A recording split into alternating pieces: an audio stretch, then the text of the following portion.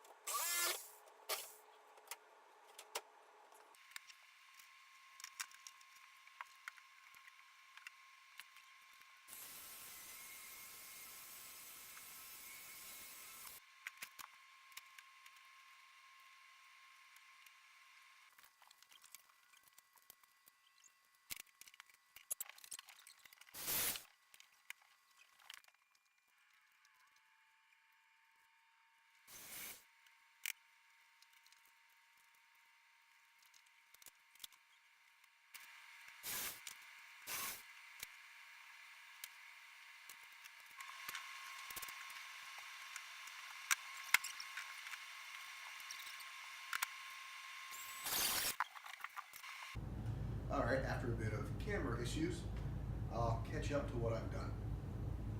I've taken one of these boards and cut it to length to get the width done. After I got the width done, I screwed in these 8-foot long boards to here and here and on the other side to make basically a square box. Then I fastened these T-brackets, these little T-brackets here. And the T-brackets are what are holding this to this. And as you can see, I've merged the two sleds. You can see the silicone down there is basically dry. It's at a point where if I wanted to add water, I could. I'm not going to do that just yet. I've got a little bit more work to do, and I might call it a day because, well, it gets dark at about 4 o'clock, but it's a little bit later than 4 o'clock. So what I have left, I need to take that board right there with my 1x2s and create a small frame for that to be a door over here on this side that the heat panel can go into. I'll keep checking in as I get each step done. I think that's a little bit more practical of a video to do for everybody. But who knows, by the time you see me again, it might be light outside there. As you can see from outside in the window, we are on day 2 of my Galapagos Tortoise Enclosure build. Let me bring up to speed to what I've done since I turned my camera off. I've installed this center beam right here, not so much for structural rigidity, but so that I can place the wire shelf right here that the UVB bulb and the LED bulbs are placed on.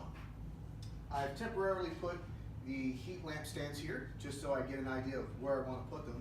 And just before I paused my camera last night, I was discussing making the top door panel for the Galapagos's nighttime warm hide. So you can see I put a frame on it and it fits perfectly right here.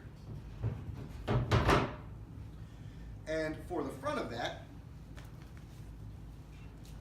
I've taken those car mats and I've cut them into roughly 2.5 to 3 inch strips, kind of just eyeballed it. And these will be put on there in an almost pleated fashion. This walk-in freezer type entrance will not only block out the light, but it also keeps the heat in.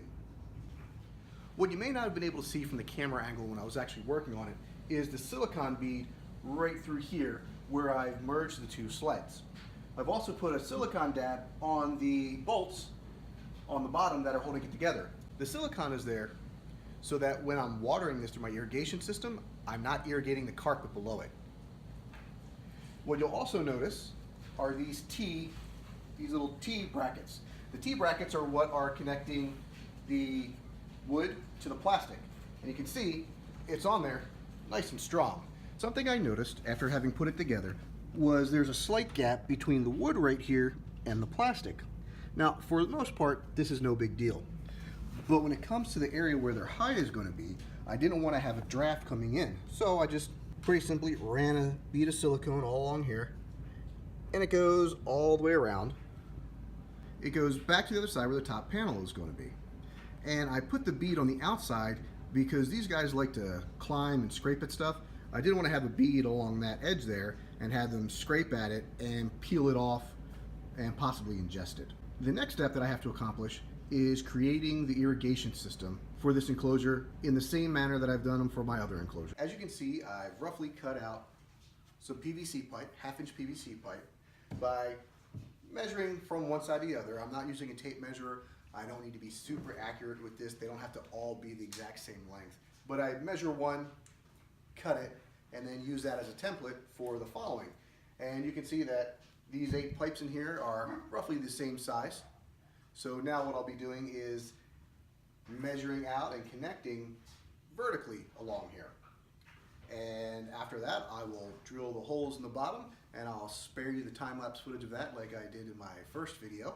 Before I actually put this irrigation system in here and make it finalized, I'm going to do a water test. I'll take a trash bag and some paper towels and put it underneath the center here and pour a little water all along here to make sure none of it leaks out.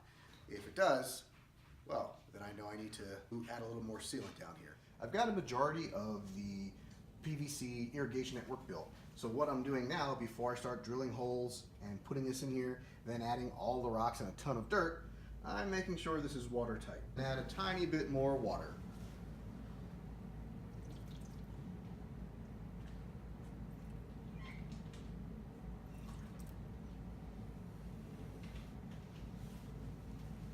As you can see, not a drop of water on this trash bag. My siliconing job was effective. I've got the irrigation network complete to include the 2 standpipes right there and right over there that will be used for the lifetime of this enclosure to fill the water from the bottom up. With those being in, it's time to add the rocks.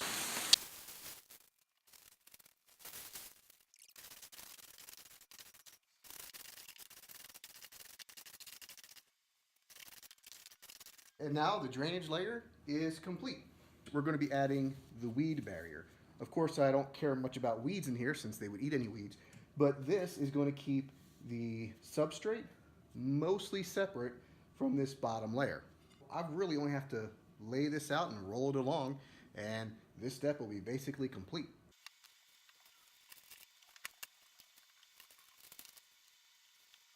All right, as you can see, I've got my first layer of dirt in here. I'm about to add grass seed. I've got some dandelion seeds I'll throw in here, and I might throw some vegetable seeds in here too. But in addition to the substrate, you can see I have some logs placed in here. The purpose of those logs, aside from just a general decoration, is for exercise. Where Galapagos tortoises come from, it's really craggy and rocky. There's a lot of volcanic rocks around. They're climbing up hills on the sides of mountains. They need a lot of exercise, not just for their front legs, but also for their back legs. And climbing up and over objects helps facilitate that exercise. Something I like about using wood over rocks is it's not as abrasive on their shells. Now, let me go ahead and start sprinkling some grass seed, and then I've got to mix up the next batch of dirt that's going in here. So after 2 days of building, my Galapagos tortoises now have their extra large enclosure that'll definitely be good for them until I move back to the continental United States in August. So let's go over and have a look at some of the features before the tenants get into their new home. Let's have a look. To start, this is their warm hide. The temperature's still climbing, and this thermostat is connected to a radiant heat panel that is inside their nighttime box. You can see the pleated rubber matting that I've put together to help maintain some thermal stability. One of the standpipes for watering. This is a Zoom Ed T5 high output light, and this one will provide the UVB that they'll need to process their calcium. The light in the back is just a LED light that makes it brighter in here. I've gone with 3 par 38 100-watt bulbs made with tungsten filaments to be their daytime heat source. Now, let's grab a couple Galapagos tortoises and see what they do all day in their new enclosure. We'll spend the final 3 minutes of this video watching the Galapagos tortoises roam around their new enclosure, just doing tortoise things all day. Thank you for watching this episode of the Arctic Reptile Ranch. If you enjoyed this video, go ahead and click like. And if you haven't already, please subscribe to my channel. Have a great day.